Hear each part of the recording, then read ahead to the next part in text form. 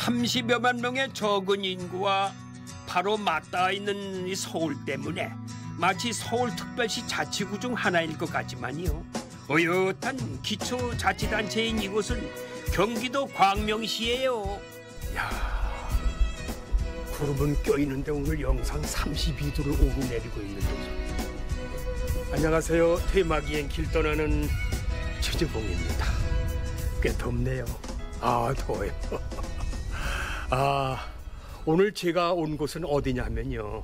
빛광, 밝은 명, 광명, 경기도 광명을 찾았습니다.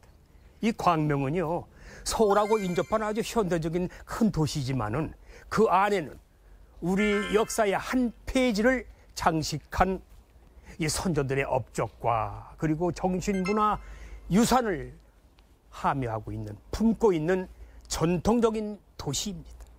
그래서 오늘 테마기행 길은 광명이 품고 있는 그 역사적인 길을 따라서 한번 찾아가 보겠습니다. 자, 시청자 여러분 함께 가시죠. 레디 고! 400여 년에 가까운 시간 급변하는 세상 속에서도 꿋꿋이 후손들이 대를 이어 지켜온 오리정승의 이야기와 오리정승만큼 정직한 상인들이 활기차게 전을 벌이는 유서 깊은 전통시장, 그리고 어두운 역사의 시간이 밝고 환한 새빛으로 태어나 다시 시민들에게 돌아온 특별한 장소까지 오리정승의 애민정신이 빛나게 내려오는 경기도 광명입니다.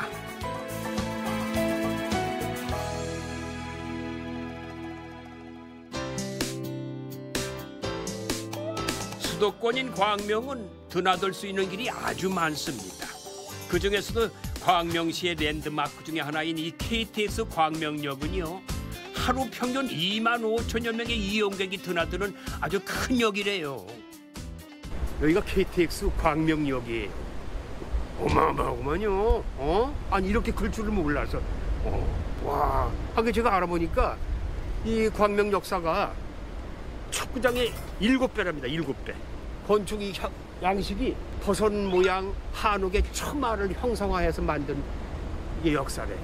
와, 대단한데. 그리고 또 여기서 제일 중요한 거는 인천공항까지 가는 버스가 있어요. 그러니까 많은 사람들이 여기 광명역을 이용하는 거예요. 그래서 아마 광명 역사를 이렇게 크게 지찰했나. 인천공항도 바로 갈 수 있어서 교통이 아주 편리하다고 합니다. 최근에는 그 주변에 대규모 주거단지가 들어서서 서울과 천안, 오송의 직장인들도 광명역을 아주 많이 이용한다고 해요. 이렇게 역만 보면은 아주 깍쟁이들이 사는 도시일 것 같은데, 전쟁통에도 피난 가지 않고 우직하게 종가와 전통을 지킨 곳이 있다고 해서 찾아가 봤습니다. 골목이 많군요. 꼬불꼬불꼬불. 그래도 골목이 참 잘 돼 있어요.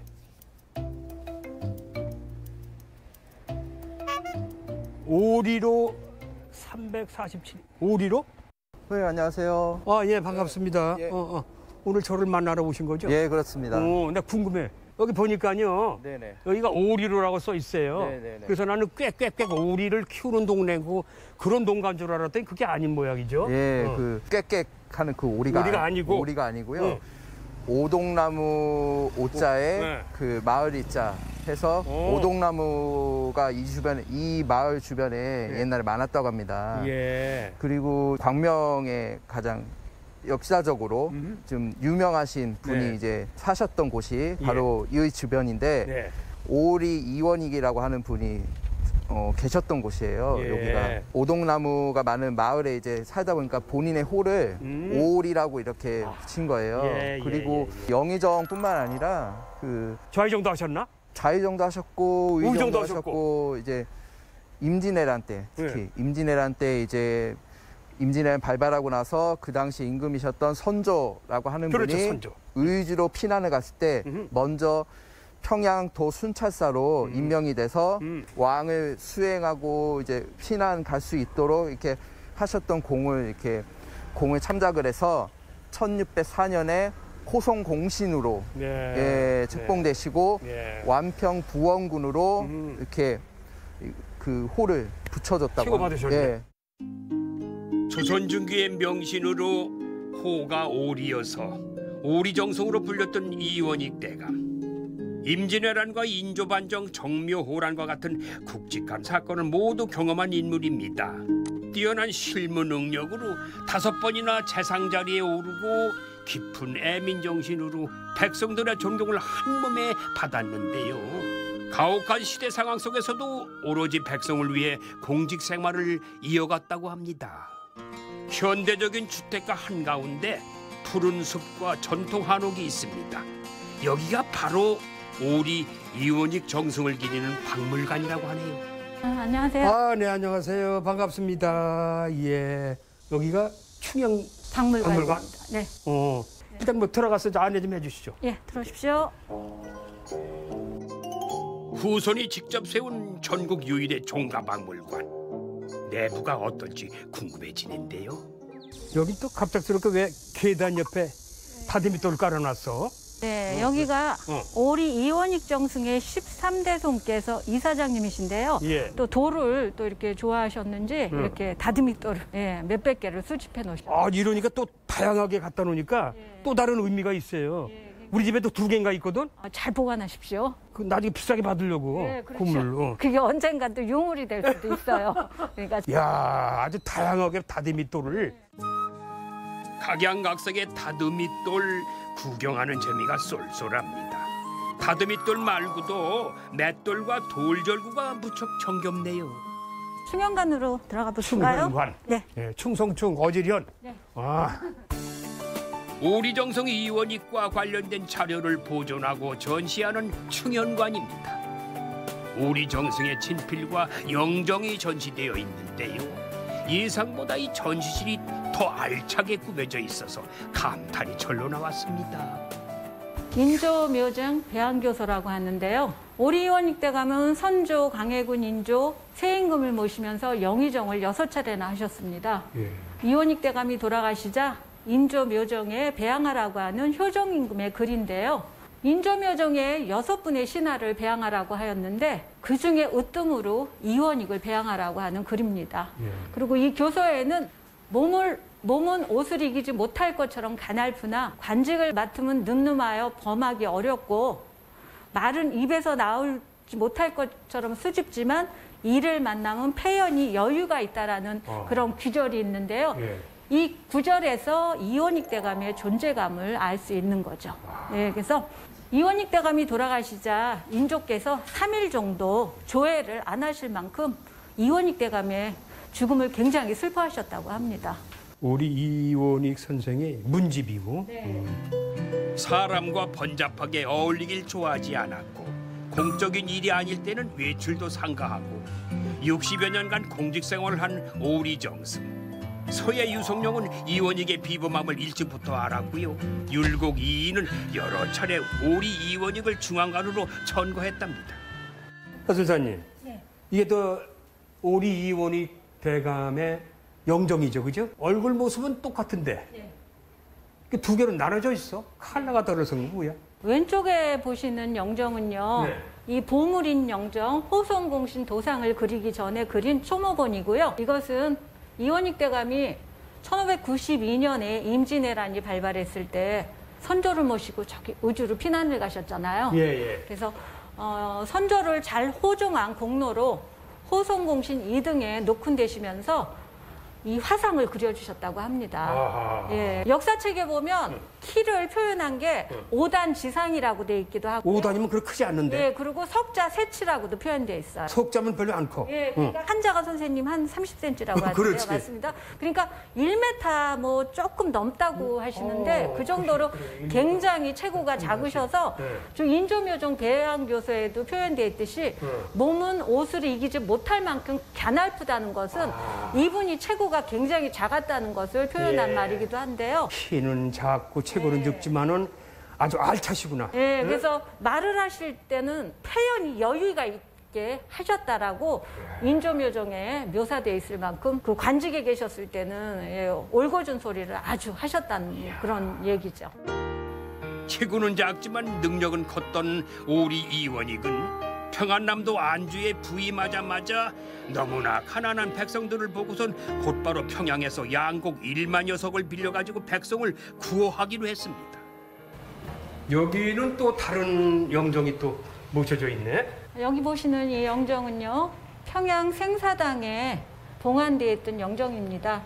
선생님, 본래 사당은 돌아가신 분을 위해서 제사 지내는 곳이잖아요. 예. 그런데 이원익 대감이 평양의 관찰사, 지금의 도지사로 계실 때 선정을 베풀었다고 합니다. 워낙에 애민 사상이 뛰어나신 분이니까 네. 선정을 베푸니 거기 서리들이 평양의 백성들한테 쌀과 벼를 거두어 들여서 생사당을 짓고 영정을 그려서 봉안했다고 합니다. 아까 손이 간복 속에 들어가 있지 않았나요? 보물인 영정은? 그 안에 들어가. 맞아. 예. 지금 손은 각대를 잡고 계시면서 손톱이 어떤가요? 저 왜 그래요? 페인트 칠한 것 같아. 예. 그런데 저렇게 그리는 화법은요, 고승의 그 불교 스님께서 저런 화법을 그렸다고 추정을 합니다. 손톱을 기르고 하얗게 칠한 이유가 검은고 연주를 위해서였다는 설도 있다네요. 평양에 자신의 생사당이 있음을 뒤늦게 안 오리정승은 그것 때문에 백성들이 힘들까봐 생사당을 헐고 영정만 가져오게 했습니다. 이거 보니까 오리영우예요. 네. 이게 숙종 때 1683년에 쓰신 건데 영우, 오리영우 편액. 네, 그렇습니다. 이거는 이것도 하사품인가, 임금님의? 아니면? 오리 영우는요, 1694년에 지어져서 지금 평양 생사당에 걸려있던 영정을 봉안한 사당인데요. 일반적으로 사당에는 신이가 모셔져 있지 않습니까? 그렇죠, 그런데 오리 영우에는 영정이 모셔져 있어요. 그래서 감실 안에 영정이 모셔져 있어서 그림자영, 지부.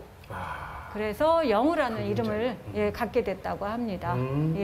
1694년에 영우를 건립하면서 저 평양 생사당 구장에 있던 영정도 같이 봉안하게 된 거죠. 네. 또 이건 뭐예요? 또 관감당이네? 네, 인조께서 하사하신 인조께서? 네, 당호입니다. 집의 당호인데요. 오리 이원익 대감이 관직에서 완전히 물러나셔서 이 금천, 지금의 소화동에 내려와 사실 때 2칸 초가에 사셨다고 합니다.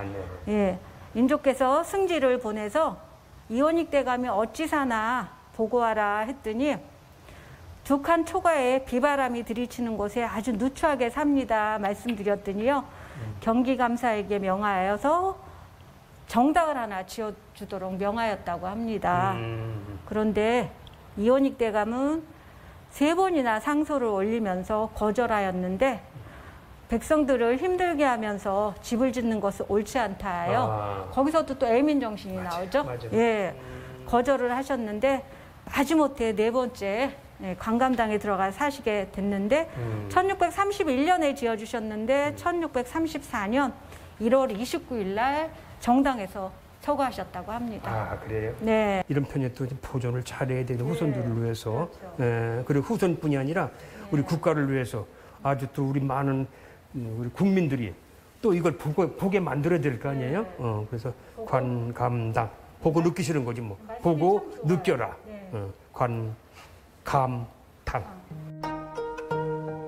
오랜 정성 생활에도 불구하고 비가 새는 초가집에서 여생을 보내고 있던 오리 이원익 정승. 그를 위해서 인조 임금이 하사한 집 관감당은 오리 정승의 청빈함과 높은 공덕을 그야말로 보고 느끼게 해줍니다. 현재 우리에게도 많은 귀감이 되는 분이죠. 이 집은 인조 임금께서 오리 이원익 대감님한테 하사하신 집이고, 네. 아까 막 말씀하셨는데, 그럼 또 우리가 또 일반적으로 기억해야 할 그런 업적도 또 있나요?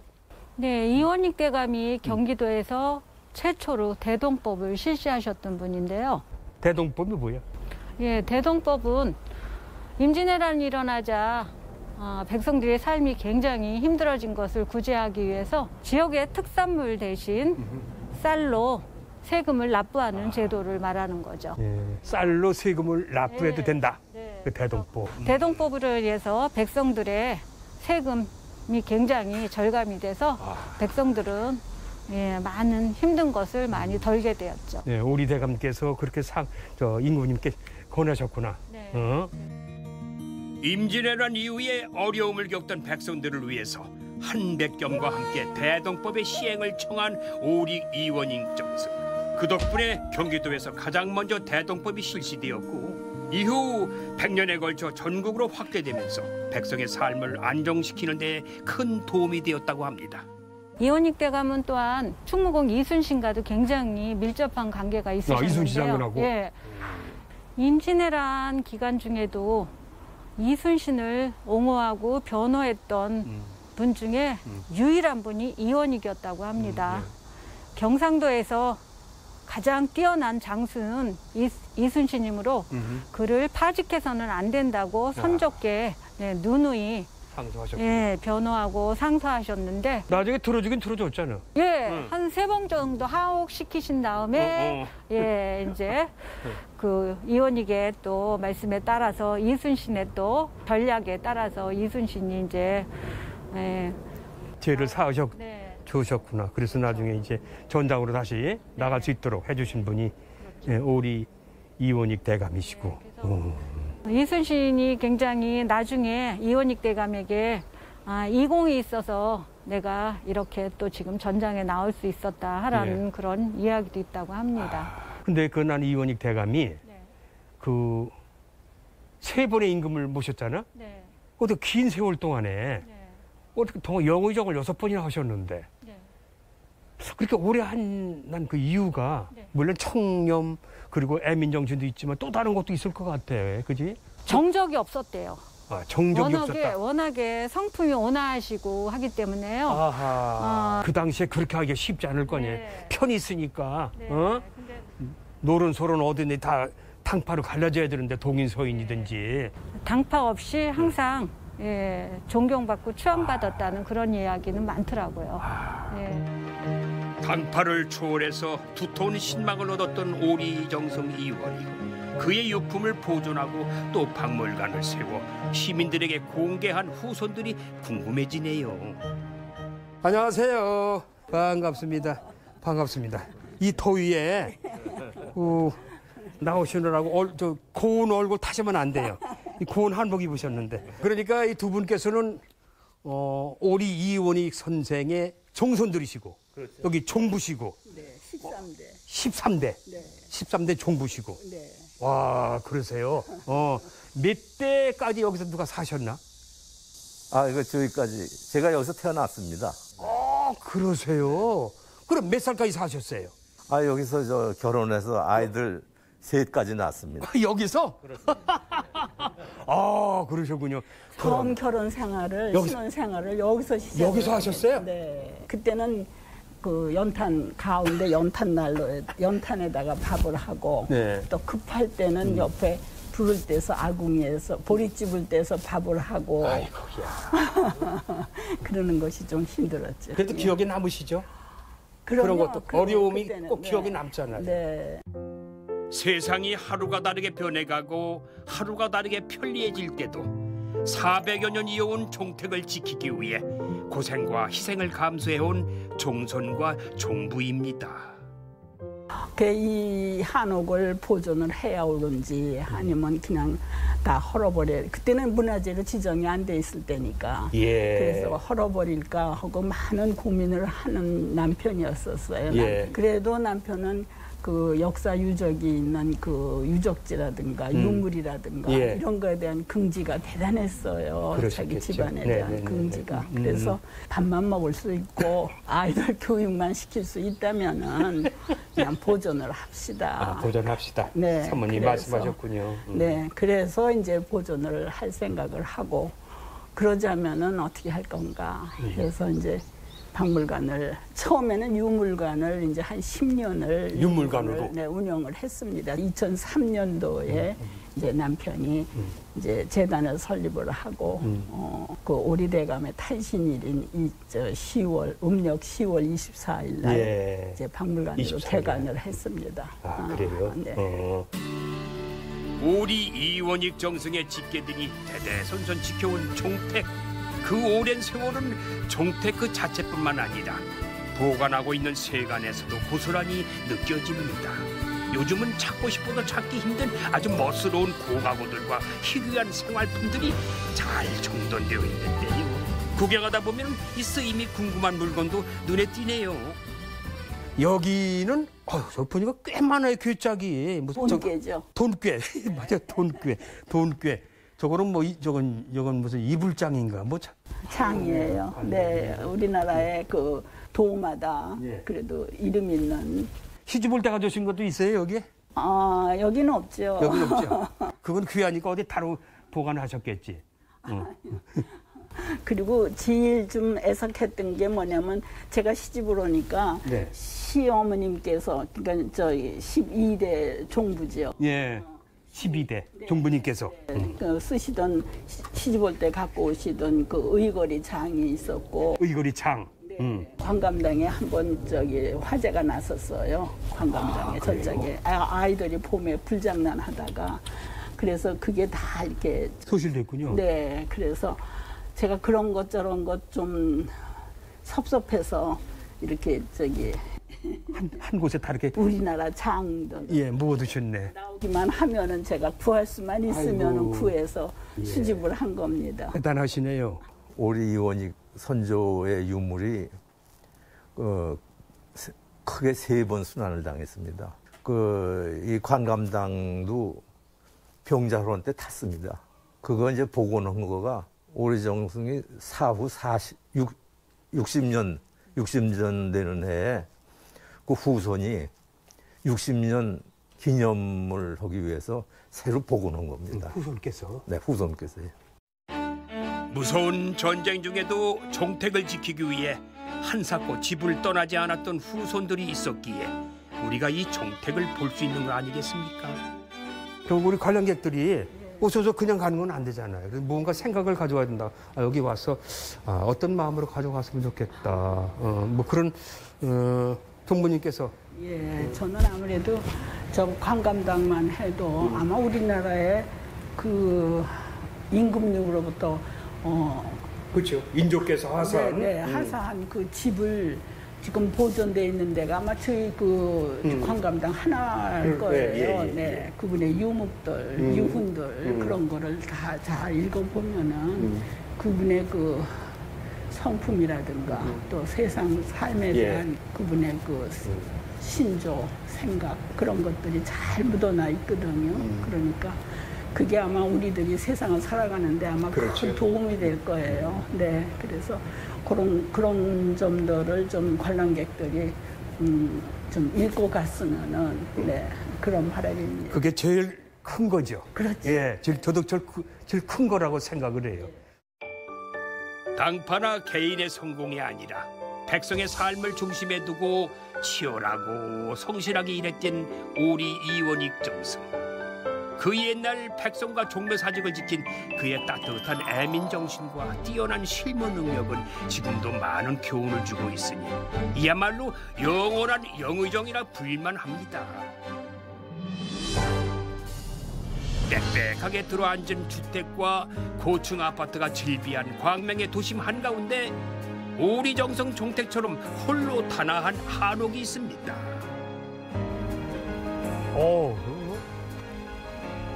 집이 아주 독특하네. 기와집과 현대식과 조화를 잘 이루는데 할아버지가 지은 집에 아버지가 태어난 집에 돌 하나 그냥 두지 않겠다는 마음으로 천천히 오래도록 바라보며 하나씩 세우고 다듬은 곳. 할아버지가 지은 집에 아버지가 또 태어나셨고 그리고 그 후손들이 이제 자녀분들이 이 집을 다듬고 있네요. 그지? 계속 다듬어가고 있는 집. 뭐 음료도 팔고 그러는 것 같은데. 뭐 차 한잔 마시죠, 뭐로? 왔는데, 야, 구경하고 싶어지네요. 과연 손주가 얼마나 예쁘게 다듬어서 쓰고 있을까? 들어가 봅니다.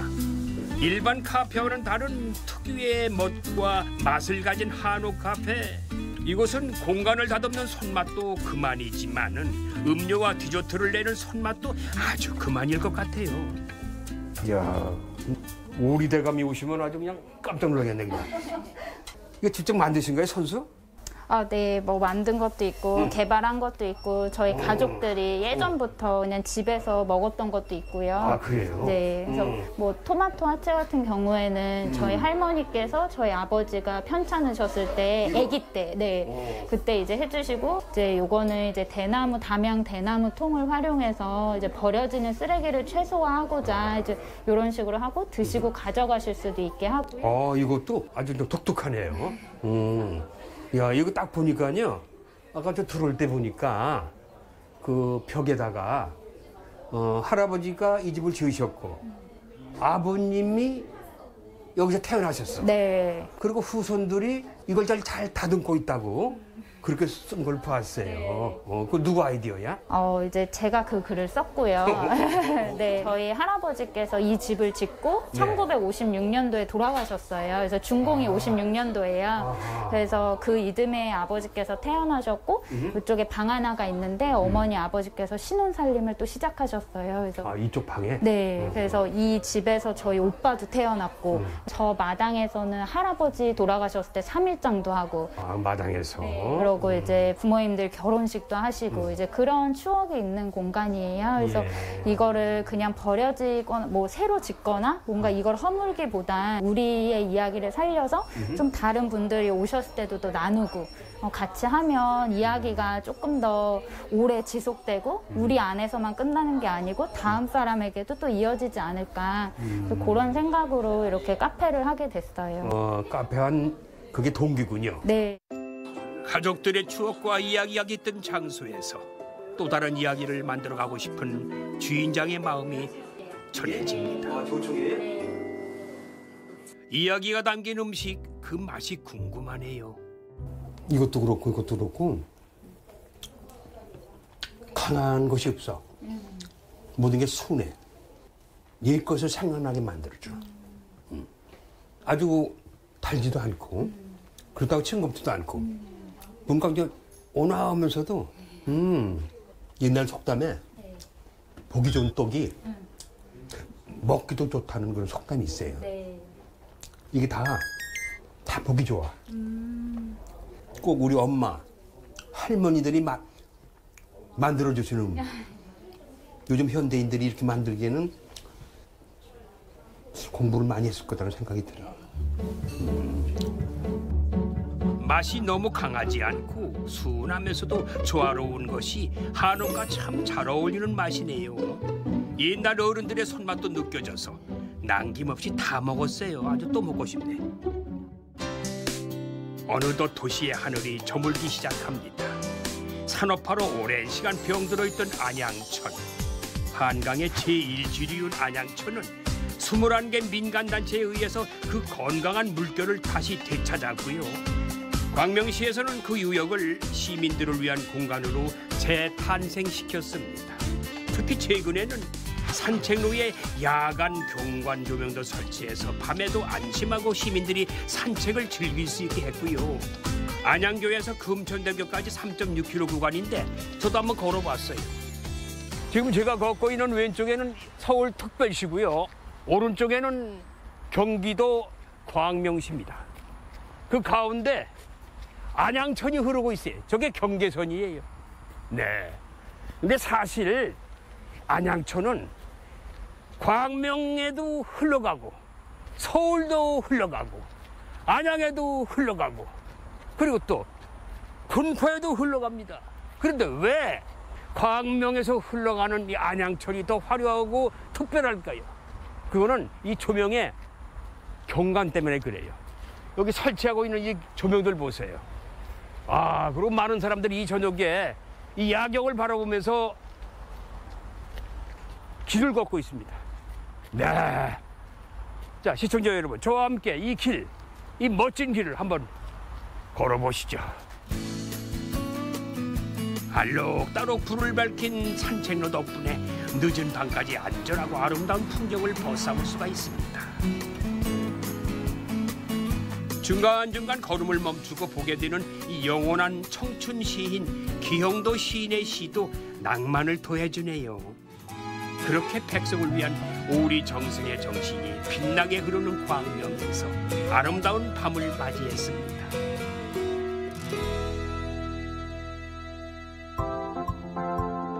광명하면은 사람들이 오리 정승과 함께 떠올리는 것이 또 있습니다. 바로 광명 동굴이지요.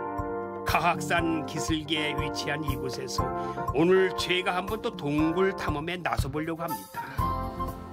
자, 반갑습니다. 반갑습니다. 어서 오세요.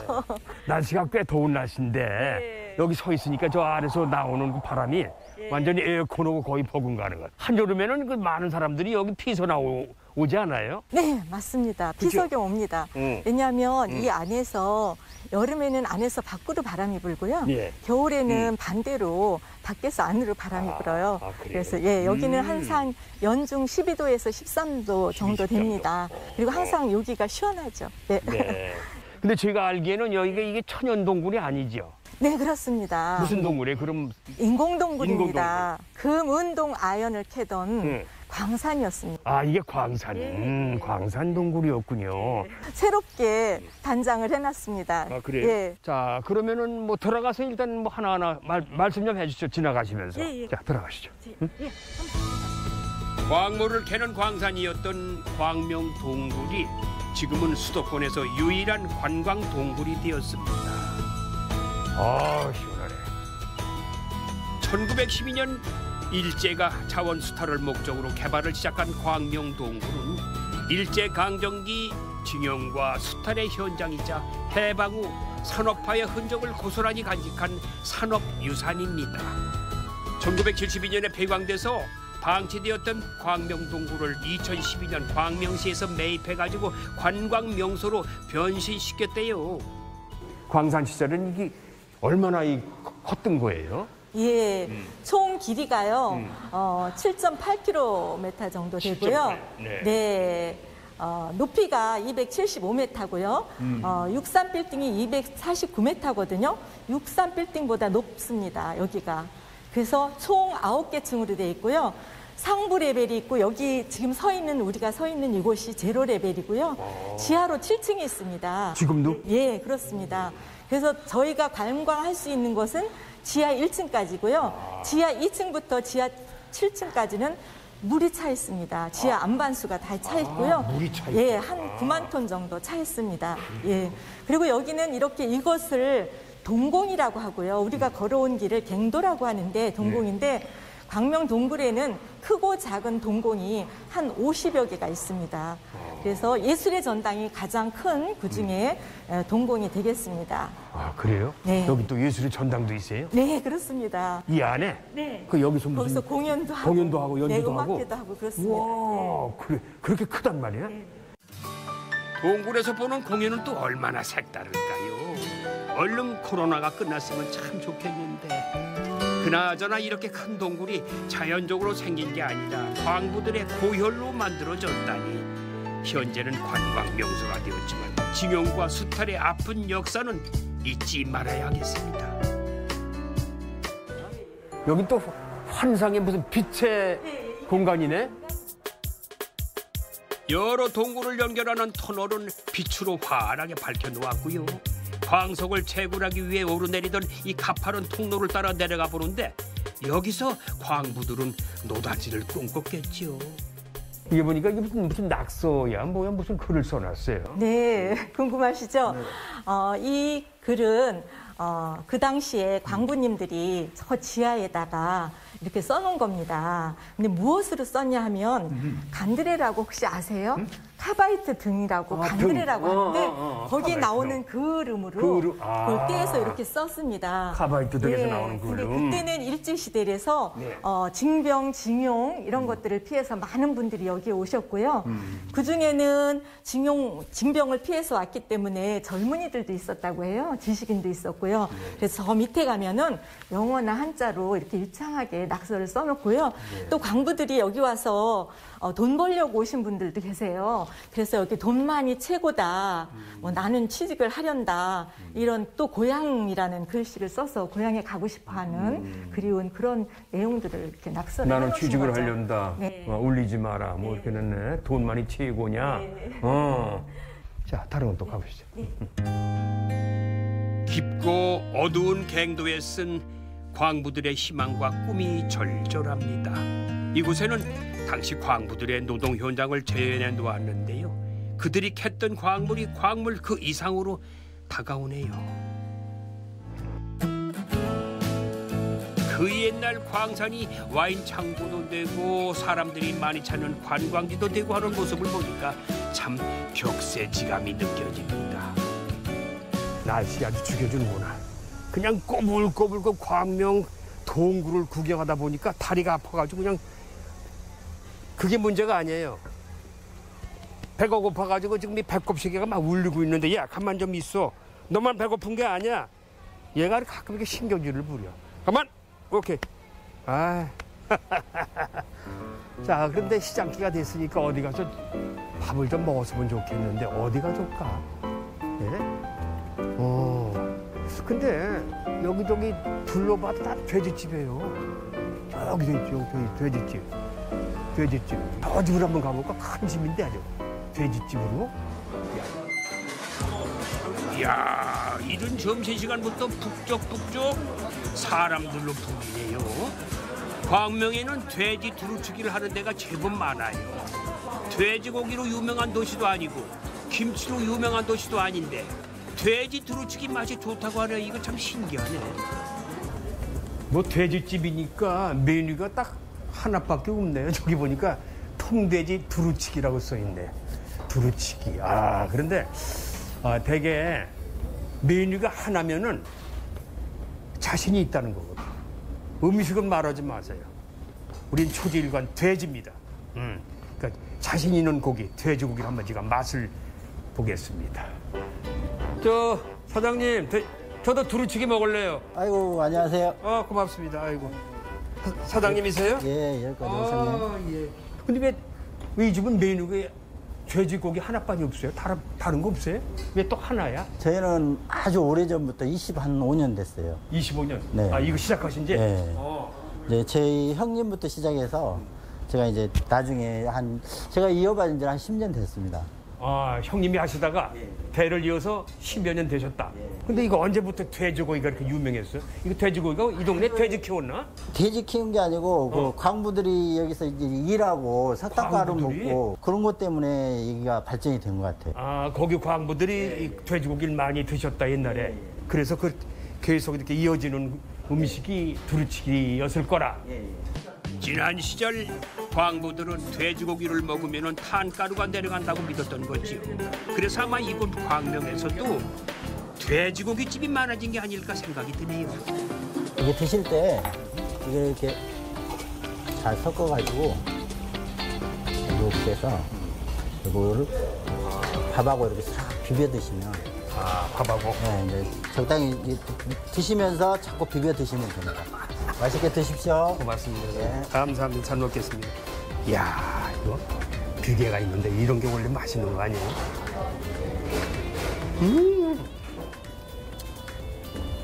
아주 살살 녹네. 이제 푹 끓이니까요. 맛이. 반일매가 논매다가 돌아서 머리에 이고 온 김치찌개에다 딱 밥 비벼서 먹고 막걸리 한 잔이면 옛날엔 최고였죠. 응? 더 이상 바랄 게 있습니까? 한 잔 딱 먹고, 자, 일 시작하자.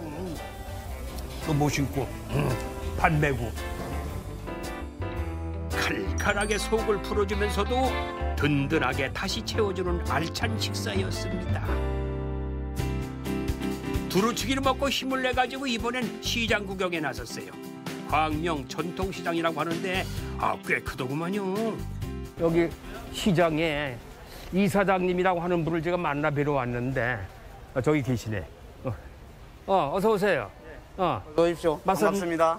맞습니까, 이사장님? 네네, 맞습니다. 일단 소개 좀 해주시죠. 이 광명시장이 언제부터 시장이 섰었고, 광명이 얼마나 이 시장이 오래된 거고. 시장이 한 50년 됐고요. 50년? 예, 50년 전에는 이제 이 아케이트가 아니라 이제 이게 천막으로 이렇게 치고 있다가 지금 한 35년 정도 지금 아케이트를 지금 해가지고 점포가 여기는 공실이 없어가지고 꽉 차 있기 때문에 그 다른 저 상인들이 들어올 수가 없어요. 그래요? 예, 예. 거의 뭐 빈 점포가 없기 때문에. 네네. 제가 알기에는 전국의 7대 시장 중에 하나가 광명 전통시장이라고 얘기 들었어요. 맞습니까? 네, 맞습니다. 제가 그럼 잘 들었군요. 정보를 잘 알고. 5일장으로 시작된 이 작은 시장이었지만은 지금은 350여 개의 점포를 갖춘 아주 전국에서 손꼽히는 상설 전통시장이 되었다고 합니다. 이 초행인 사람도 길을 잃지 않도록 빨주노초, 파남보 이 색깔별로 길을 나눠놓고 다양한 살거리를 진열해 두었는데 그중 한 곳에 발걸음이 멈췄어요. 자매 나물집이야?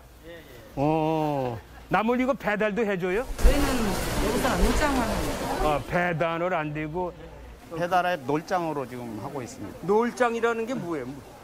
놀러와요 시장이라고요. 여기 우리가 이제 여기서 앱을 최초로 만들어서 여기서부터 시작된 게 전국으로 지금 퍼져나가서 19군데가 지금 하고 있어요. 근데 여기는 이제 상품을 앱을 보고 주문을 하면 이 집, 저 집, 이렇게 해서 모아서 한 꾸러미로 해가지고 2시간 내에 배달되는 그러한 시스템입니다. 근데 여기 잘 운영되고 있어요. 배달 앱을 만들어서 배달 서비스를 하고 있는데요. 덕분에 이 시장 나오기 힘든 사람들도 장을 볼 수 있고 상인들은 코로나에도 꿋꿋이 장사를 할 수 있다고 합니다. 저렴하게 다양한 식재료와 물건을 한꺼번에 살 수 있어가지고 대형마트 앱 못지않게 인기를 자랑해요. 또 다른 서비스는 정정당당 저울이에요. 구매한 것의 무게를 직접 달아볼 수가 있다고 합니다. 여기 맨 이 큰 공통이 뭐예요, 이거? 여기는 고객 쉼터라고요. 고객들이 쉬어갈 수 있는 공간입니다. 시장 보다가 힘들면 뭐 옆에 찻집에서 주스도 사다 드시고 하는 의자가 다 있었는데요. 지금 코로나로 인해서 지금 다 지금 비치를 못하고 여기 사람이 모이면 안 되기 때문에 지금 이런 식으로 운영이 되고 있습니다. 그래서 이게 공간이 지금 남아 있습니다. 그래서 텅텅 더 있구나. 그리고 이제 여기에 엄마 손길이라고 해서 엄마들이 이제 뭐 알타리든지 이런 거 다듬어주는 그런 서비스가 있어요. 그러면 저렴한 가격에. 다듬어 주는 거? 저기 보니까 뭐 냉이, 열무, 쪽파, 알타리, 고추를 다듬어 주는 거 1,000원이네. 뭐 싸기도 하지 뭐. 그렇습니다. 근데 지금 이제 코로나 4단계로 인해 2단계에서는 운영이 됐었는데요. 4단계라서 지금 이제 휴업 상태입니다. 4단계에서 또 휴업 상태다. 아무튼 이 코로나 때문에 어려운 점이 한둘이 아닐 거예요. 코로나로 인해서 다 너무 힘들고요. 더군다나 이 광명 전통시장 같은 경우는 지금 재개발, 재건축으로 인해서 주변 상권이 지금 다 이사를 가셔서 지금 공사 중에 있어요. 그래서 너무 힘든데 이 또한 이겨낼 것이고 한 3, 4년만 더 잘 버티면은 더 좋은 시장이 되기를 바라고요. 그렇게 하기 위해서 제가 최선을 다해서 열심히 하겠습니다. 광명 전통시장이 하루빨리 일상을 되찾아서 옛날과 같이 북적거리는 그런 시장의 모습을 보았으면 나도 좋겠습니다. 시간 내주셔서 고맙습니다. 감사합니다. 감사합니다. 고맙습니다. 자, 우리 MBC 대마기행길 시청자 여러분 어떠셨어요? 저와 함께한 경기도 광명시 여행 잘 보셨나요? 근데요 여기는 지역번호가 02예요. 광명시가 서울하고 02 똑같아요. 그런데 뭐가 다르냐? 여긴 매력이 있습니다. 역사가 달라요. 오리정승의 애민정신 보셨죠? 그리고 정신문화 유산을 품고 있는 곳입니다. 저는 오늘 여기 와서 많은 공부를 했습니다. 좀 몰랐던 거거든요. 오리정승에 대해서. 근데 오늘 알았습니다. 자, 그럼 저는 이 오리정승의 애민정신과 정신문화 유산을 가슴에 새기면서 다음 촬영지로 또 떠나겠습니다. 다음 시간에 뵙겠습니다. 고맙습니다. 감사합니다. 제 본연의 모습을 버리거나 포기하지 않고 그러면서도 시대의 변화에 유연하게 대처하며 줄기차고 끈질기게 명맥을 이어오고 있는 많은 것들을 이곳 경기도 광명에서 만날 수가 있었습니다.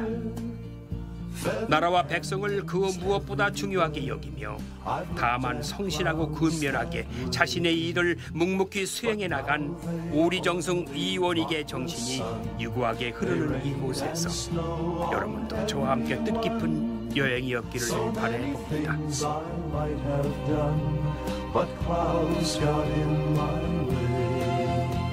I've looked at clouds from both sides now, from up and down, and still somehow it's clouds, illusions I recall. I really don't know clouds at all.